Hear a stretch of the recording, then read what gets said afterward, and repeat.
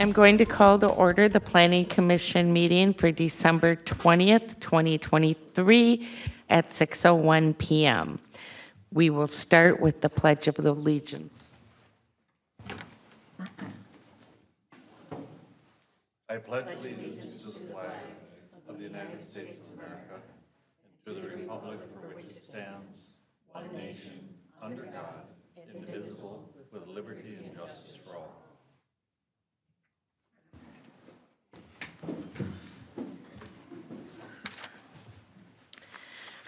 First item, is there a motion to approve the meeting agenda?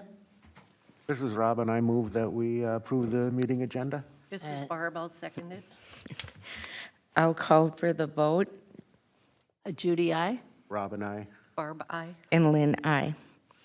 Next, I'll look for a motion to approve the December 6th, 2023 Planning Commission meeting minutes. Madam Chair, I have a question Yes. for Ellie. Where it says at the bottom of page 1, motion by Bobby, it doesn't continue with how it was seconded and who voted which way. Okay. I will adjust that and it will be on the agenda for next week Okay, cool. or the next meeting. Yes. Thanks we'll for have to- pointing that out. We can't do anything, right? No, and then also I did email Eleanor that Planning Commission members in attendance, Bethany was accidentally left off, so we'll have to add Bethany in attendance.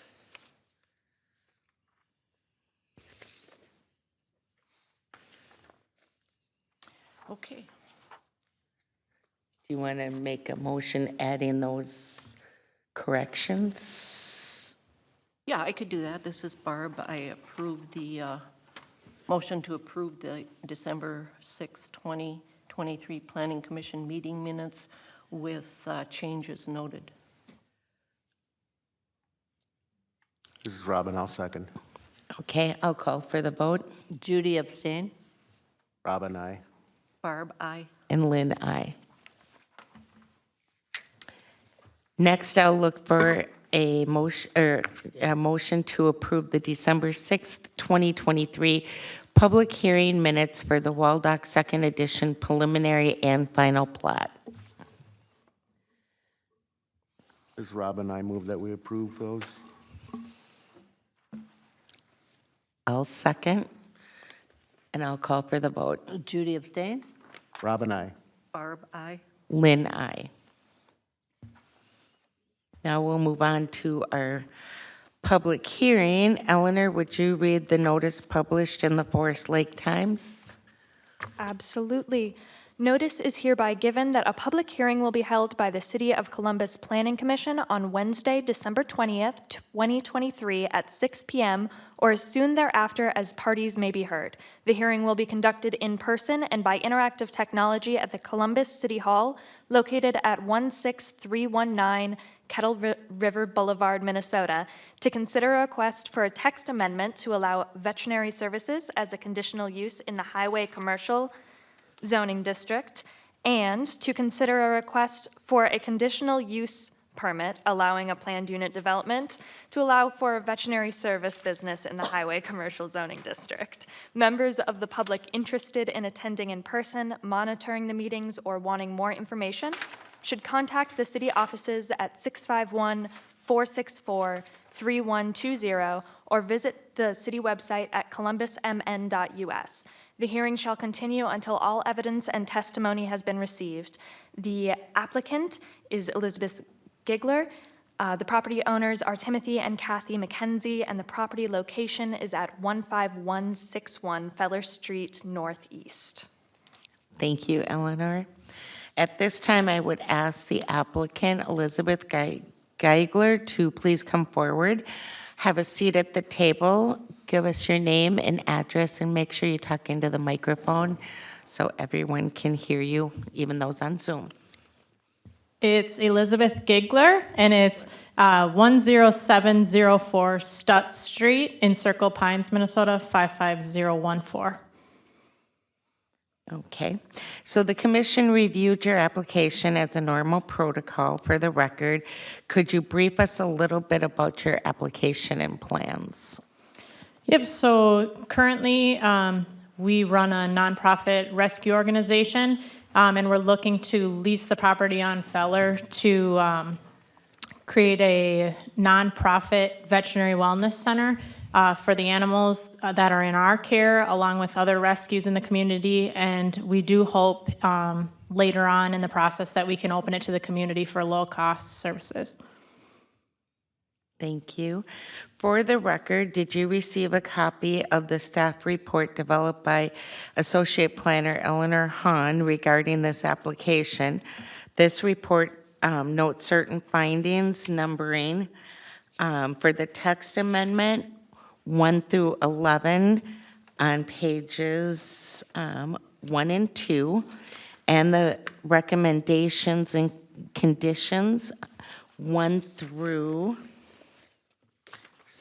since we're combining them both, 20, or the recommendations are 1 through 23. And on the CUPUD,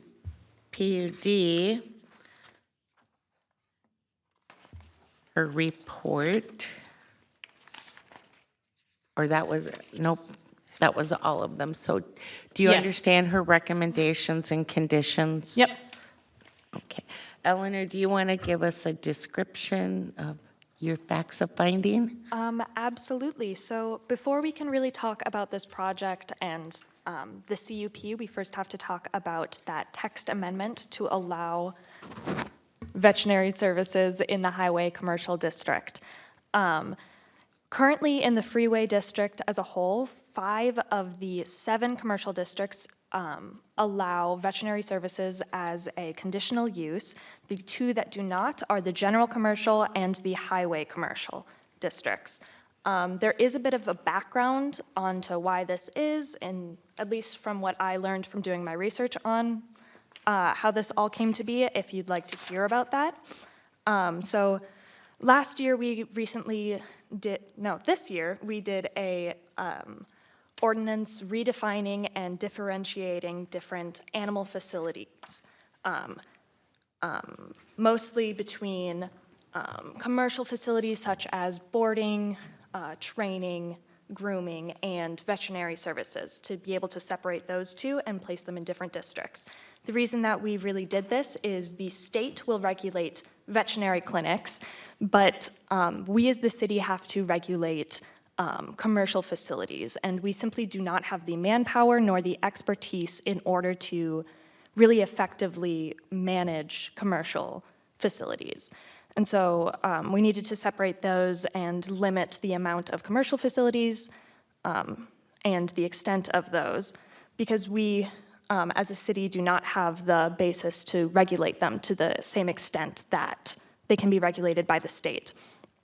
And the other reason for this ordinance was land use. And these commercial facilities such as dog boarding and training, those types of things, tend to use a lot of empty land. They have to have big backyards in order to train those animals. They have 30 to 50 different animals at the facility at one time. And in the freeway district, we're trying to focus a little bit denser of development, or at least not that much empty land. We talked about that in our design standards of not wanting a tiny little coffee shop on a giant plot of land. And so those were the 2 reasons of differentiating those.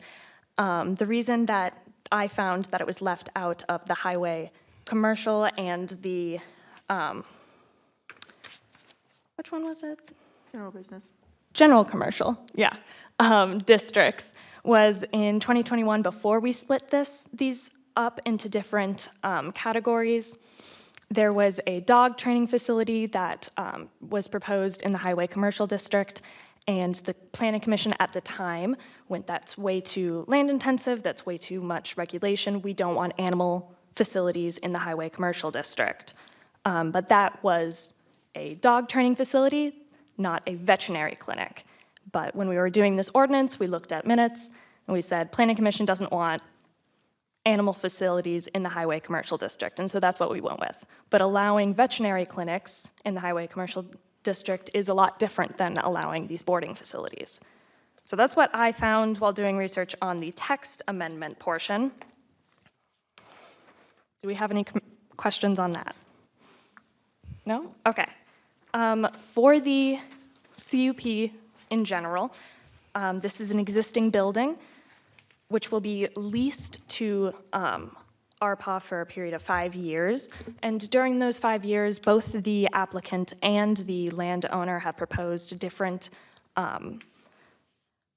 improvements over to bring that building into compliance with our current code. Those specific improvements are really listed in the recommendations 10 through 13 on page 4 of the report or 24 of your packet, and giving them different dates of completion depending on how pressing that matter is, such as connecting to the utilities versus boulevard trees. There are certain things that we want done sooner, and there are certain things that can be pushed back in the timeline based on how successful the facility is, and when you have time and money to do those things, because it is a nonprofit and we want to allow them some flexibility in those things. Finally, the big thing with this one was the parking lot, which is currently non-compliant because we require a 20-foot setback from the property line for parking lots. The current parking lot is only 14 feet from the property line. That's on page 12 of your packet if you want to look at it.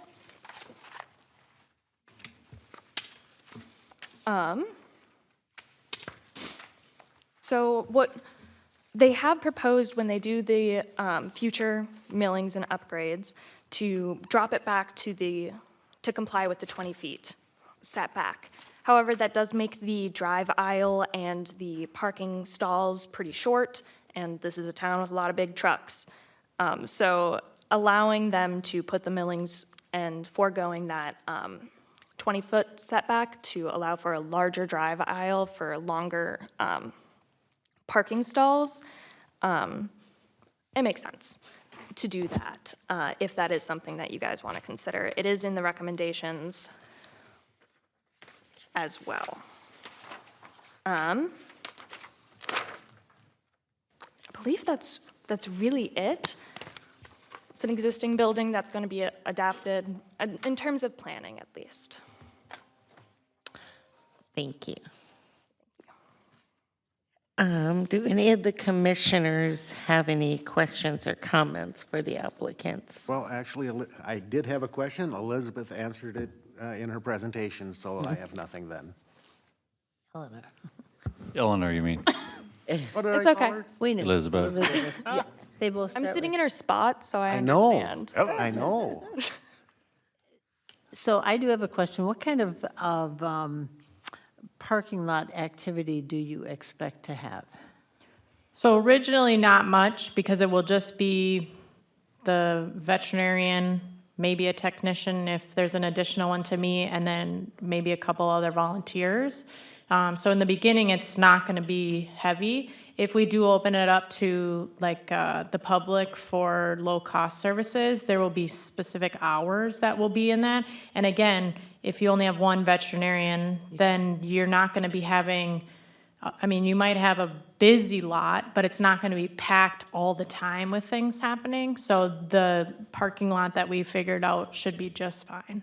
And I'm assuming with the quilt people as well, because going by there, the amount that I haven't really seen more than 4 to 5 cars there at a time.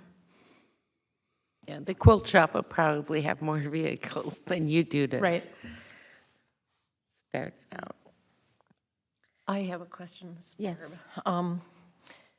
You were really, really thorough on your original concept plan, and we really appreciated that. But I was trying to figure out their rescue dogs, so you don't bring them all into the facility. Most of that's done over the phone with your foster parents? Yeah, so the animals will already be in our program. They'll already be in foster homes because our rescue is foster-based. So they'll already be there. We just don't have a facility to get their vet care done in a timely manner. So Right. normally when an animal comes in to the program, currently, they'll have to sit 3-4 weeks just to have an intake done. And with this facility, we can get them turned around in a weekend and then surgery the next week, and then we can move on. So we'll cut back the amount of time it takes. Plus, we'll also be alleviating all the time that we need to get into the clinics that are surrounding for these simple wellness stuff so that they can then function with their clients better. And then you schedule appointments so that there isn't overlap, like a regular Correct. vet's clinic would do. Yep, it would have the same schedule. The days would be scheduled out with different pets that were gonna be there. Okay, good. And then it looked like you had 6 kennels for dogs, is that about right? Yeah, so that those would would be- be anything that we would be working with for the day. Okay. And then, like I said before, if anybody needed to stay over, say we did surgery late and anyone needed to stay over, they would stay in those kennels, but it wouldn't be something like a boarding, like Eleanor was talking about, where, there's, 30 dogs staying on the property at a time. And so the proposed fenced area in the back, is just needed for animal relief area. It's not, we're not gonna be out there with 40 dogs. Okay, and then, I'm not real familiar with cats, so. Sure, It sure. looks like the cat room is just one big room? Yeah, so the cat kennels are normally stacked metal cages that, so there'd be like 6 or 8 to a block. Okay. And then like I said, the cats would be there just like the dogs for the day procedures, so they'd be set up in there with stuff. And we do have to comply with the Minnesota State Board of Animal Health. So they have stuff that they have in place on what we have to have for them, even if they're there for the day. Great. Thank you so much. Yeah, of course, thank you. And just the timeline that Eleanor has in her recommendations, you're totally fine. Yeah, yep, I read through all those and then it doesn't seem to be a problem. The stuff that's in here as far as what the Mackenzies are doing, that would be up to what their schedule has in place. I know they've already talked to everybody, but as far as the stuff that we have to do, I don't see a problem. Perfect. Is there anybody in the audience that would like to say something or online? It's only Sue online, I guess.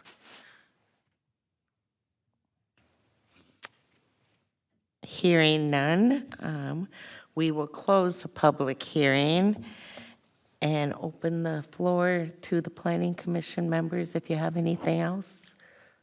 No?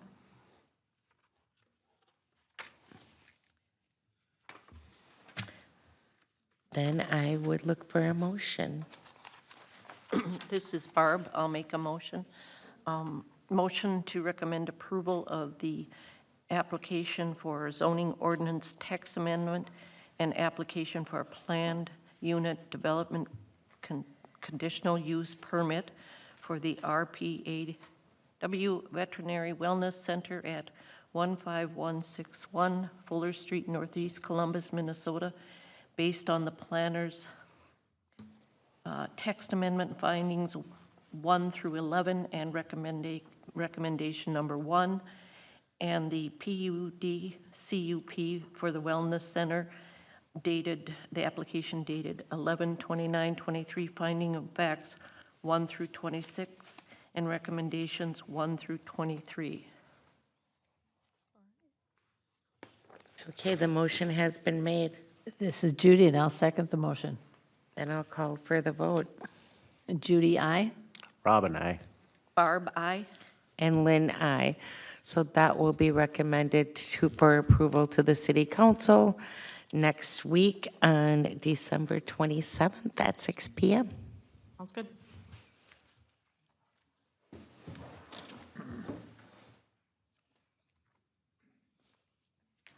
Is there any other public open forum? If not, planning commissioners' reports? You have anything, Robin? No, nothing. Barb, I have nothing. I have nothing. And I have nothing. City administrator? I have nothing tonight. I also have nothing tonight. Well, we must all have Christmas presents to Wow. wrap. Because the mayor has nothing There you either. go. Well, if there's no other issues, I just want to say Merry Christmas, Happy New Year, everybody. Merry Christmas to you. So I will look for a motion to A adjourn. motion to adjourn? This is Judy. I'll second the motion. I'll call for the vote. Judy, aye. Rob and I. Barb, I. And Lynn, I. Meeting adjourned at 6:22.